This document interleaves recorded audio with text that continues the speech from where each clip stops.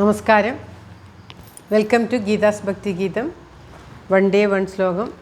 ശ്രീമദ് മഹാഭാഗവത മാഹാത്മ്യം 262nd day. Today 33rd sloka of 4th chapter. For details please see the description box.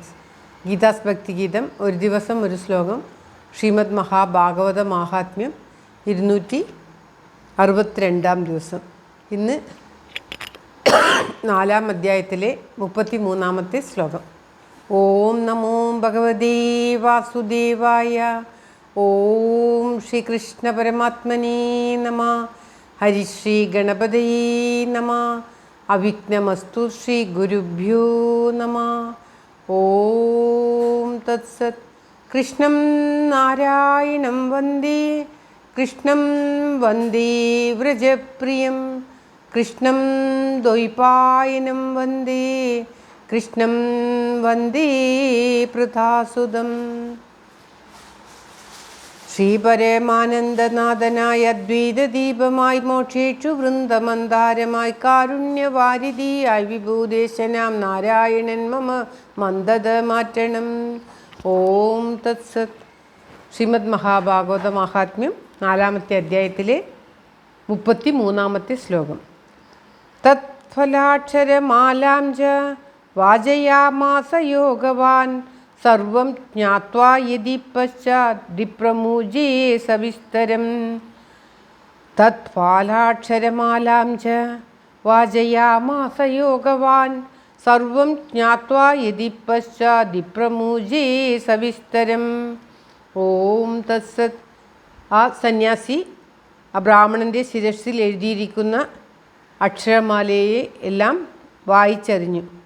അത്രത്തോളം യോഗപ്രഭാവമുള്ള ഒരു സന്യാസിയായിരുന്നു അദ്ദേഹം. കാര്യമെല്ലാം ധരിച്ചതിൽ പിന്നെ സന്യാസി ആ ബ്രാഹ്മണനോട് വിസ്തരിച്ച് ഇപ്രകാരം പറഞ്ഞു. വളരെ ദുഃഖിതനായി താൻ സന്താനമില്ലാത്തതിനാൽ ജീവത്യാഗം ചെയ്യാൻ വന്നിരിക്കുന്നതാണ് എന്ന് പറഞ്ഞ് കരഞ്ഞുകൊണ്ട് തൻ്റെ മുന്നിൽ വന്നു നിൽക്കുന്ന ആ ബ്രാഹ്മണനെ കണ്ടപ്പോൾ ആ യോഗി സന്യാസി അദ്ദേഹത്തെ മുഖത്തേക്ക് നോക്കി അദ്ദേഹത്തിൻ്റെ ശിരസിൽ എഴുതിയിരിക്കുന്ന, അതായത് തലയിലെഴുത്ത് മുഴുവൻ വായിച്ചറിഞ്ഞു. അതിനുശേഷം അദ്ദേഹം ആ വിപ്രനോട് അദ്ദേഹത്തിൻ്റെ വിധിയെക്കുറിച്ച് വിസ്തരിച്ച് പറയാൻ തുടങ്ങി.